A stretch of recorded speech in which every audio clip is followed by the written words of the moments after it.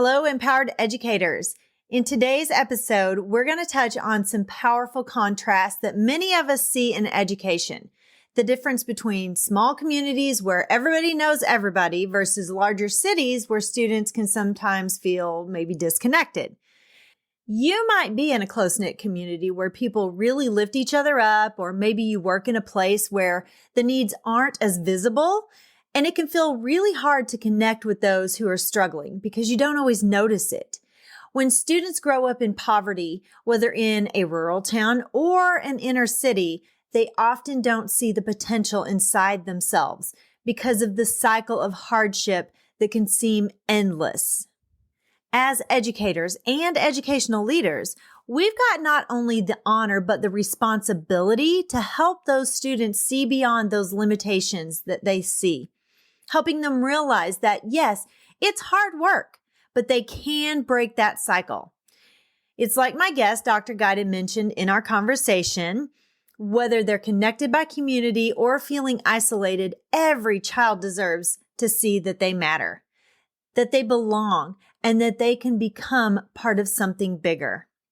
We also have to be self-reflective as educators. So how do we honor our beliefs and bring our own strengths to our work, making sure that we don't actually place our own experiences in a negative way onto our students, but instead provide love, support, and belonging in the ways that they need that?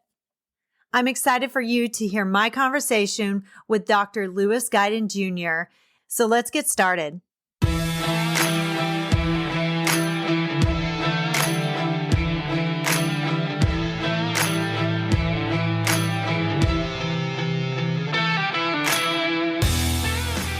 Hi, friend. Are you ready to move into a leadership position?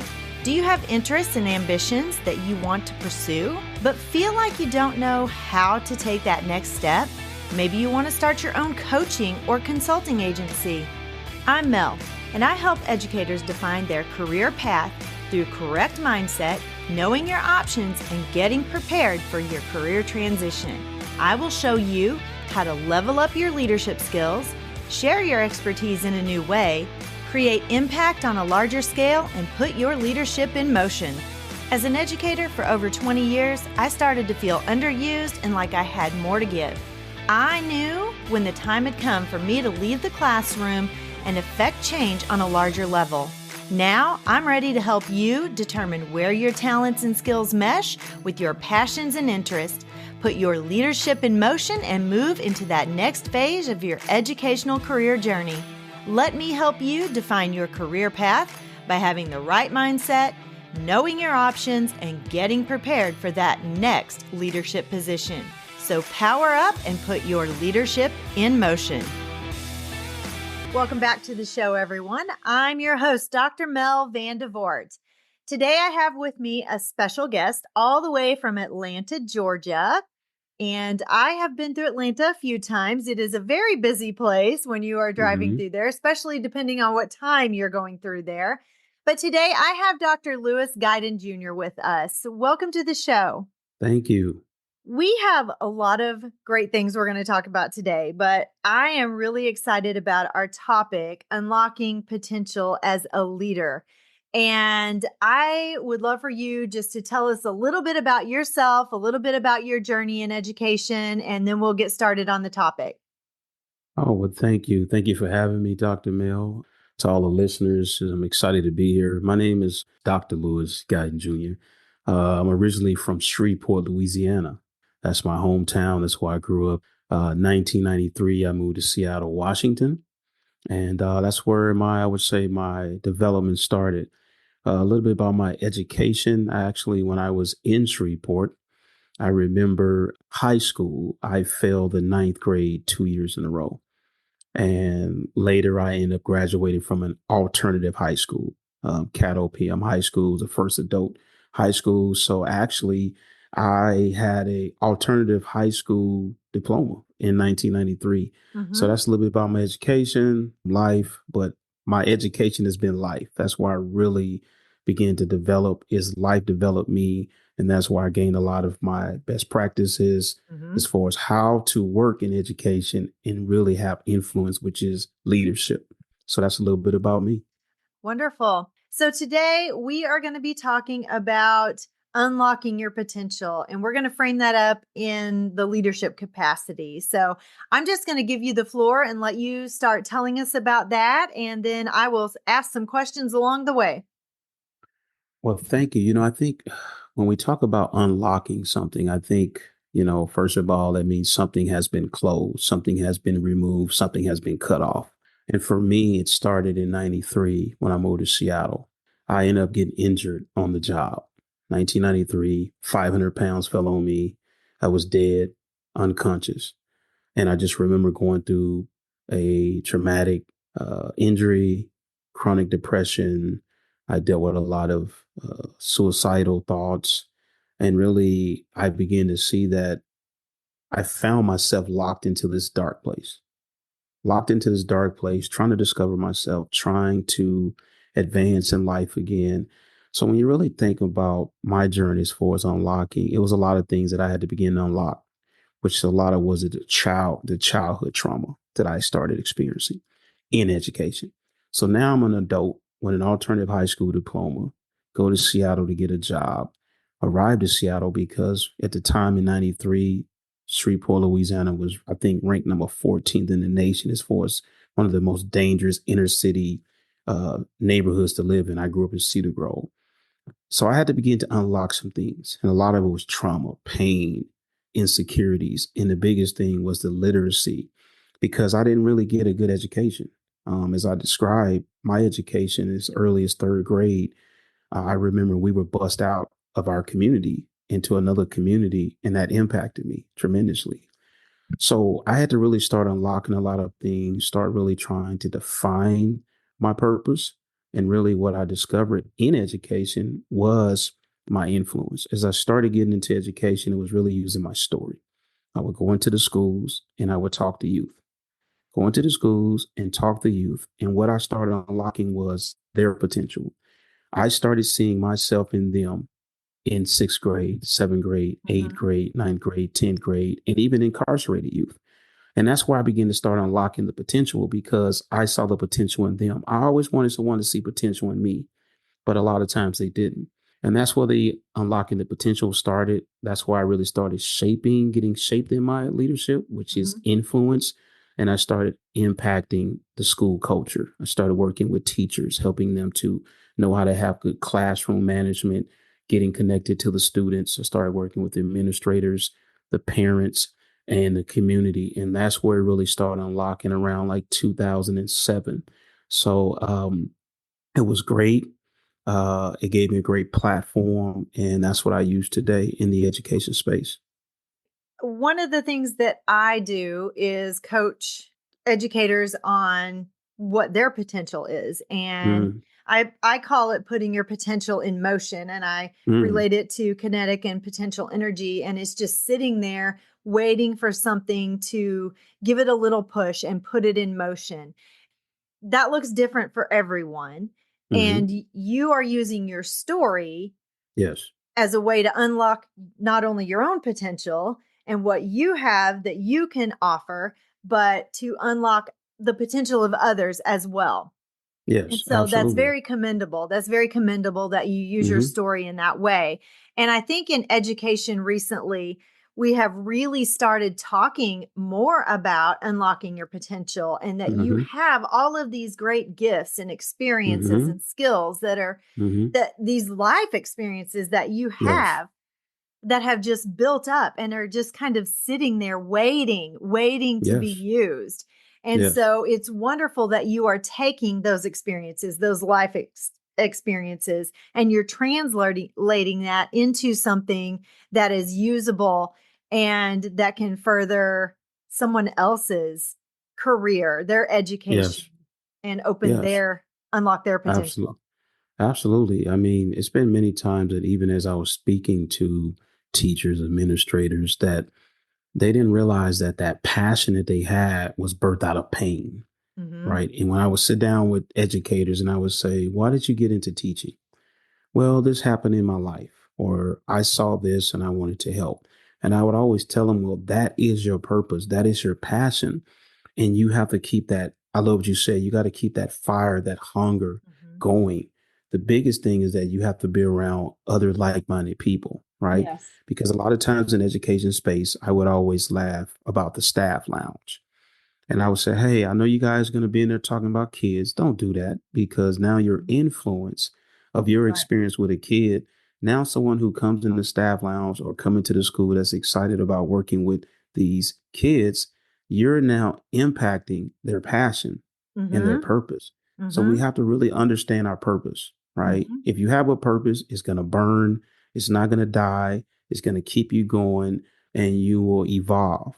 You absolutely right. You will evolve with your Yes. purpose. And just because a student doesn't connect with you doesn't Hmm. mean they don't connect with someone else or vice versa. Absolutely. Because whatever it is that you're doing, they've connected with you maybe on a different level than they have someone else. And Absolutely. I was really guilty of that as a teacher early in my career. I would hear stories of these kids, and so I would get these preconceptions, these Hmm. misconceptions Yes. about what a student was going to be like coming into my room. Hmm. And sometimes I didn't necessarily give them a fair shake at the beginning. And then I Absolutely. realized that's not fair to anyone because that Mm-mm. student, just because they had a bad experience, I don't know what was going on in their life Absolutely. in fourth Yes. grade before they got Hmm. to me in fifth grade or sixth grade or whatever it is. Yes. Maybe there Hmm. was something happening that made that a rough year for them. And Yes. now they have a better experience that they can have with me because whatever Absolutely. that trauma is maybe lessened or has changed in some way. But Yes. also, maybe they just connect with me for something else. I am a musician, I like music. Hmm. And I have a lot of students who have either art skills or musical skills or some kind of Hmm. talent like that. And they can connect with me differently than they maybe did with a previous teacher. Absolutely. And even to add to what you're saying is what I found with a lot of adults is that they have not dealt with their own childhood experiences Mhm, or childhood trauma, right? mhm, And a lot of times what I found even in the education space, it was very territorial. When you come in, we're going to tell you the problems of the kids, and we want you to hear the problems. And I would always say in a meeting with a principal administrator, office manager, I don't want to hear your view about the mhm, student. Let mhm. me get to know them myself, because I want them Exactly. to see me different. I want them to see me different. I don't want them to feel like you're bringing me in to put them in shape, or Mhm, bringing me in, especially being a man, a black man. Now I'm coming in and you want to use that to say, oh, you need to hear him. These are the ones that's been acting up. And I would always say no. So to your point, I realized that I was seeing a lot of insecurities in leaders, right? mhm, Themselves. mhm, And a lot of kids was bringing that out, and they didn't want to see their own insecurities, their own pain. And sometimes the students were right about certain things that was going on in the classroom. But mhm, because you've been teaching for 20 years and you've had that experience, when we talk about leadership, it's evolving. So how do I evolve and know that I can continue to be a lifelong learner too as well? mhm. So those were the things that I saw as well in education. Yes. Some of the things that you brought out is the adults don't necessarily know how they are dealing with things in their own life. And it may not even Hmm. be a past trauma, it might be a current trauma that is Yes. affecting the way that they are perceiving the students Yes. or their experiences. And we also I came from rural Missouri, and we didn't Okay. have very many Black or brown students. We had a few, but Gotcha. not very many. I came to Yes. St. Louis and I was Mm. immersed in a different world, basically. Wow. And Yes. I thought I knew how to handle Hmm. students, but I didn't.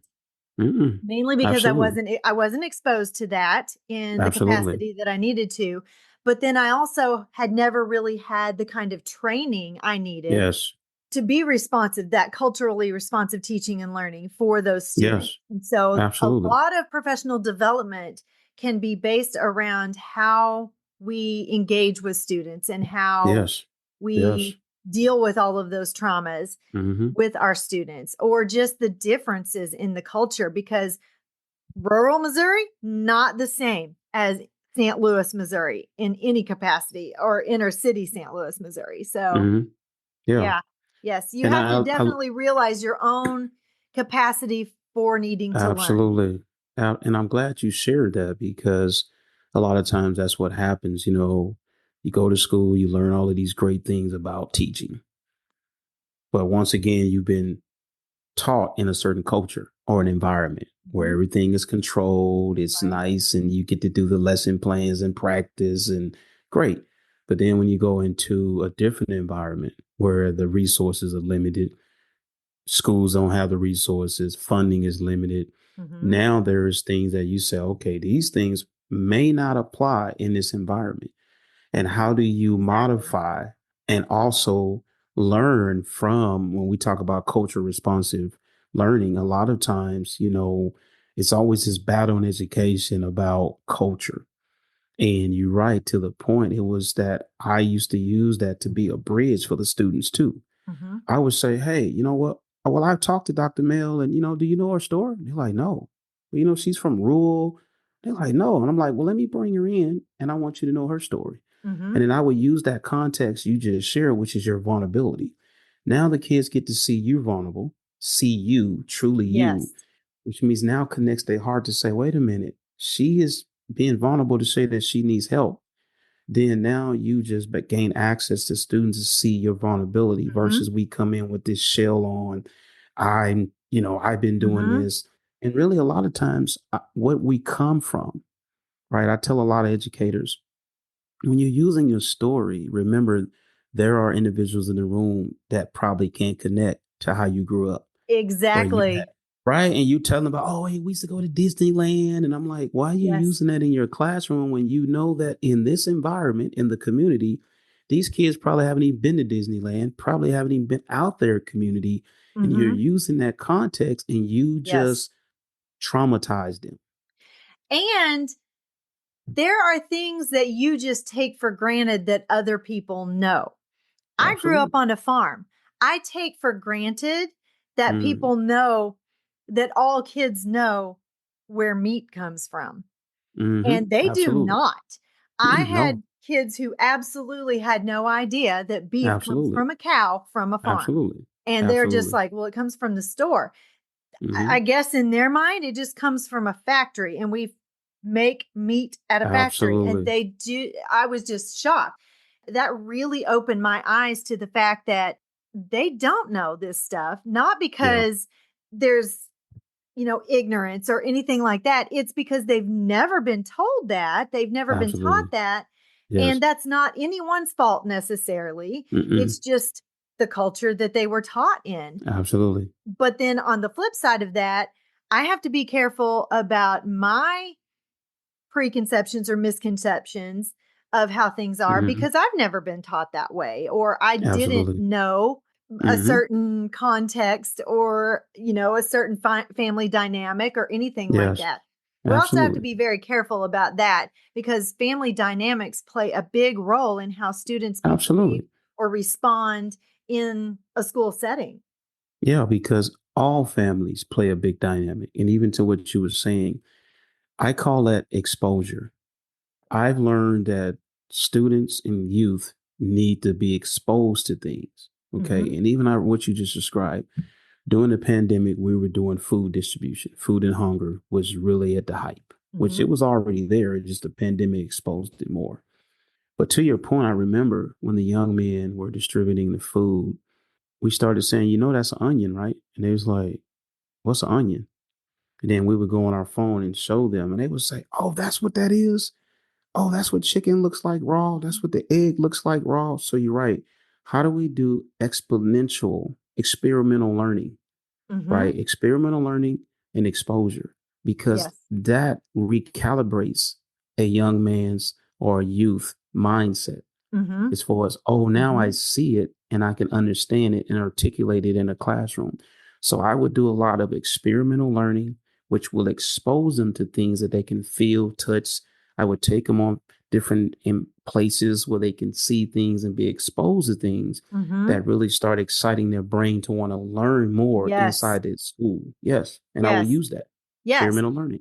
And I had some girls who were in middle school that I were when I was working at one of the charter schools here, and the way they responded to certain events or things that Mm-hmm. happened, they were very quick to just respond, not necessarily in a positive way. Mm-hmm. And I had the opportunity to talk to these girls and build a good relationship with them and say, listen, the way you're responding is going to Mm-hmm. affect your long term goals. And I know you have goals. And so we talked about unlocking that potential that they had. Mm-hmm. Mm-hmm. And we talked about the goals that they had.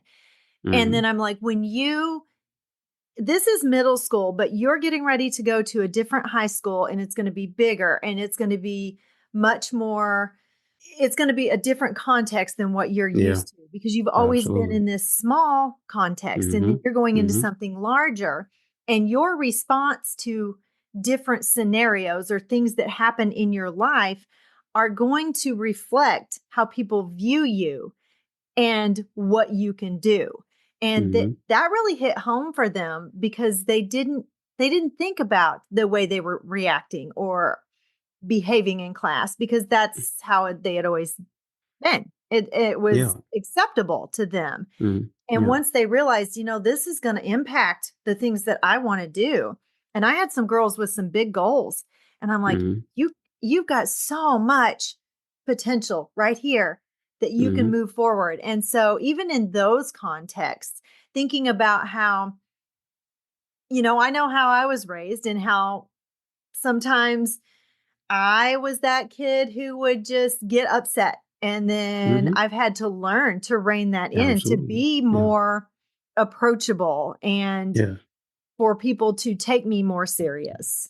Absolutely. Because what you just described is brand. We all have a brand. Yes. And I love that you describe you as an adult because even when I'm talking to students, I talk to them about those things, right, Mm-hmm. that I had to deal with in life. Now, I also tell them I still deal with those things. Mm. Oh, Okay. yes, But absolutely.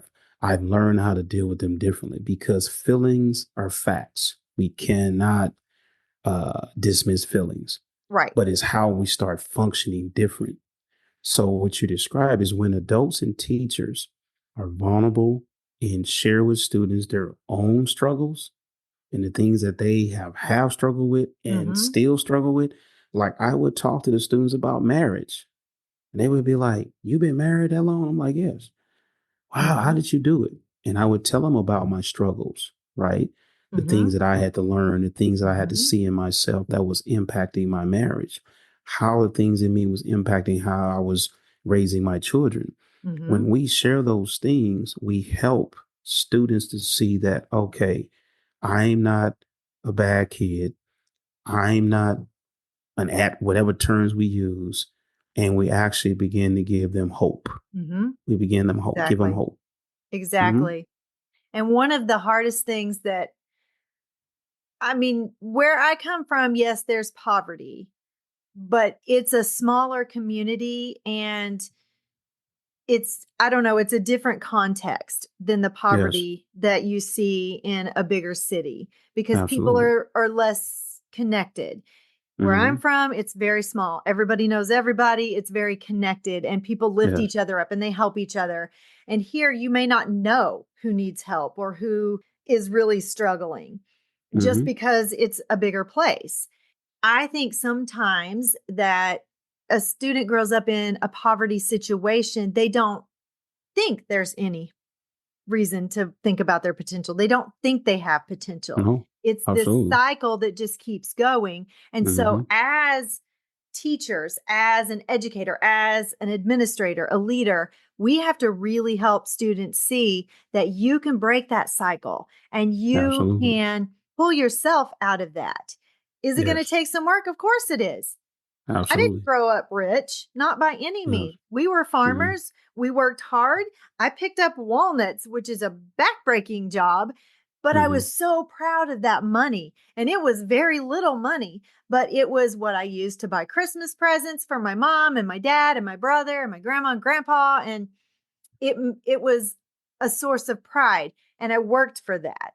And we have to teach our students that you can do those things. It's hard work, but you can do it.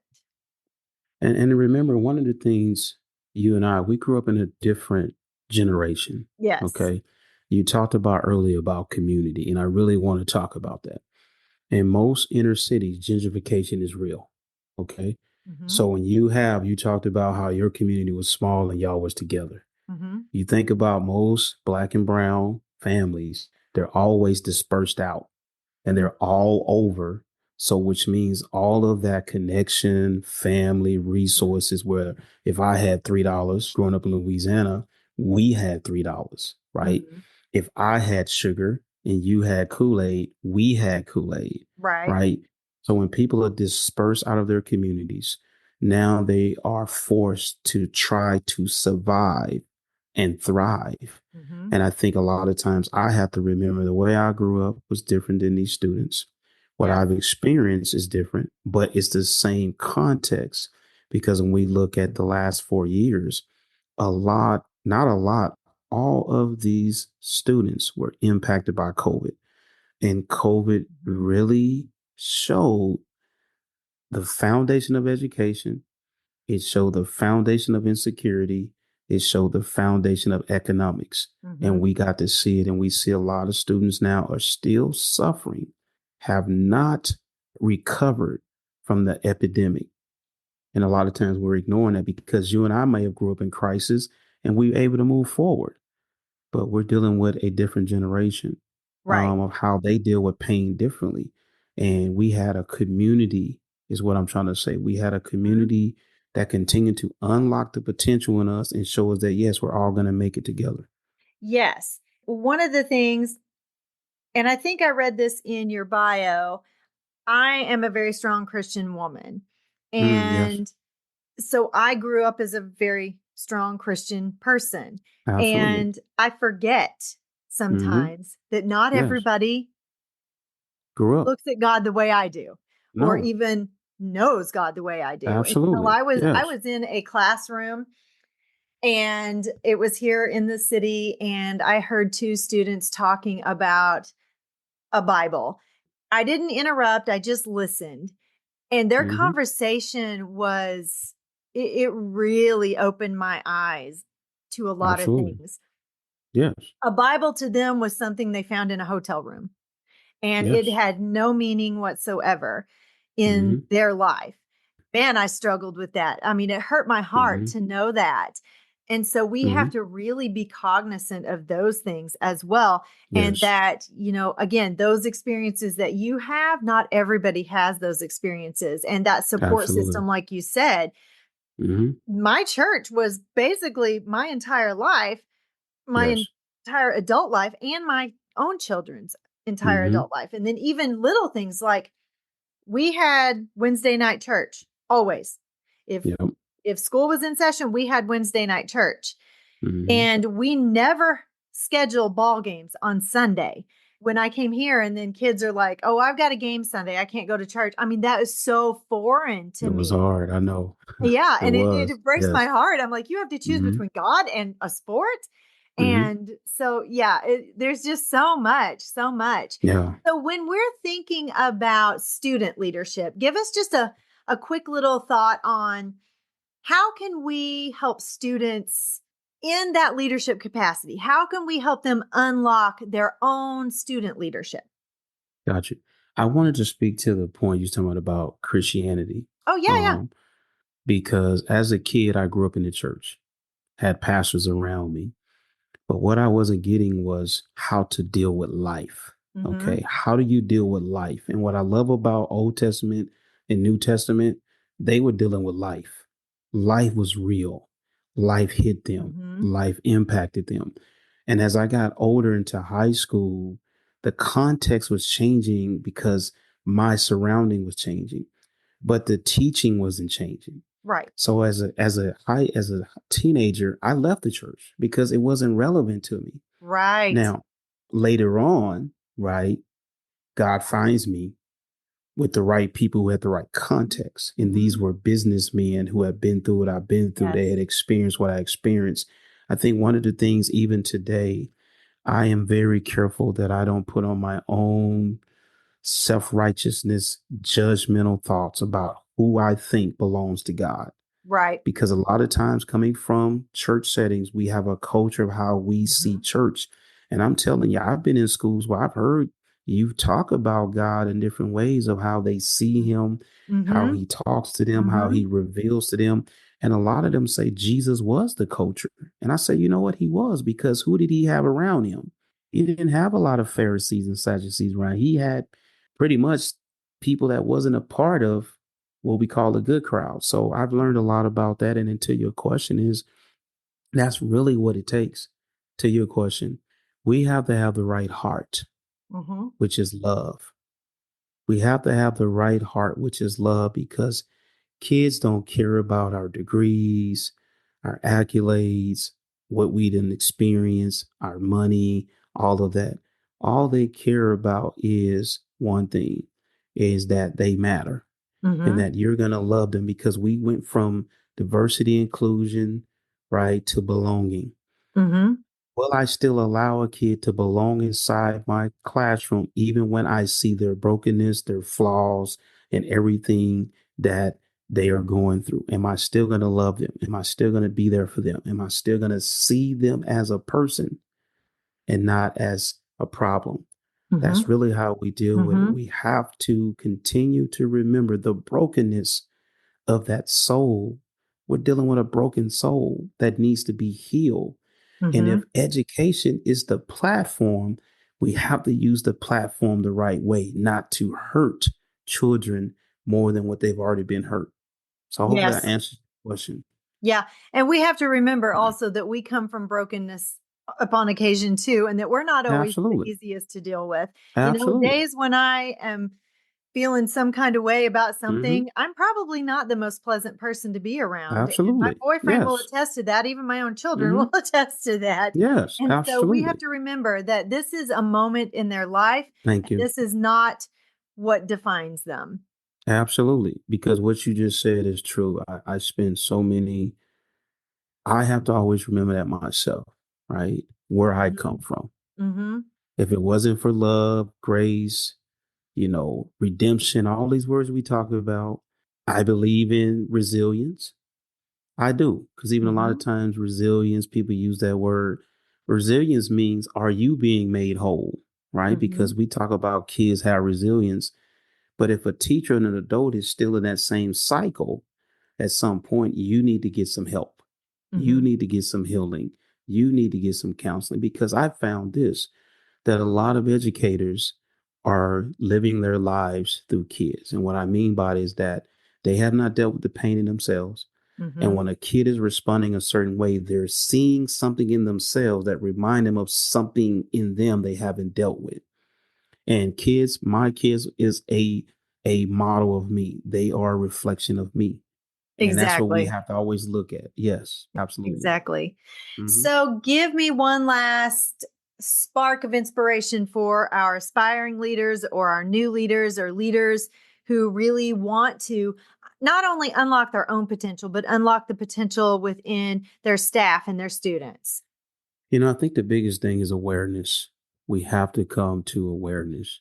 Awareness is the key. Awareness Mhm. is me saying, okay, there are some things I need to change.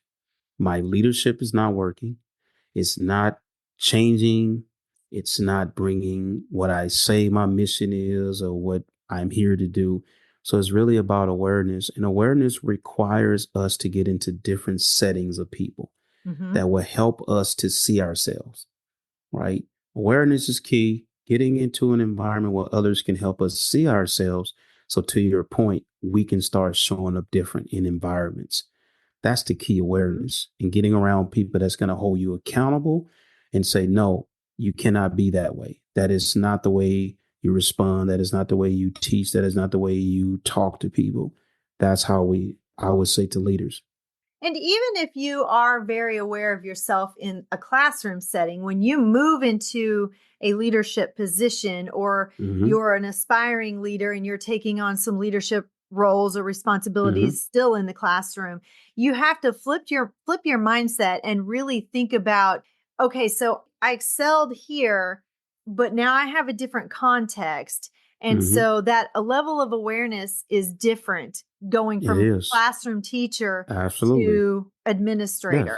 And so Absolutely. you need to take an audit of a lot of Yep. things and Mm-hmm. see where you're at, your views on Absolutely. culture, your views on Mm-hmm. discipline, your views Yep. on curriculum and instruction, all of it, and Yes. professional development even, because Yes. you are responsible when you become a building administrator or a district Mm-hmm. administrator, you're responsible Yes. for the professional development. So what is that going to look like? So you are making Absolutely. sure that others are aware that they're also Mm-hmm. tapping into that potential, that they're responding in a way that is Yes. edifying to students and staff and parents and the community.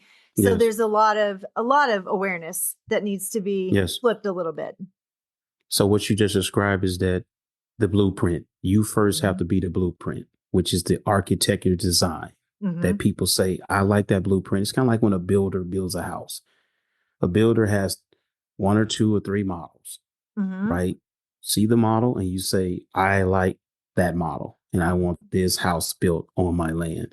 We Mhm. have to be the blueprint of leadership, Mhm. unpotential leadership. Mhm. We have to be the model that others see and say, that's what I want to do.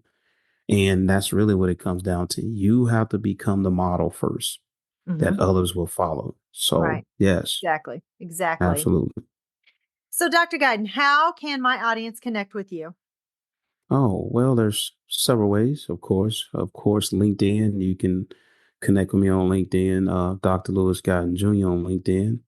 Also have my website, which is www.guiden, Guiden U for Life. That's Guiden, the letter U, the number 4 life.com. And you can also, reach out, the 800 number, which is 888-471-4443. Those are the three ways to get in touch with me. Wonderful, wonderful. And my audience knows that I will have all of that information in the show notes so they won't have any trouble connecting with you.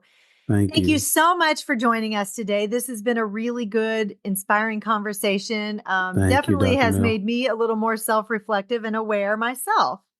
Thank you, Dr. Mel, for having me. And for the rest of you, thank you for joining us today. And I will see you back here, same time, same place next week. Bye bye.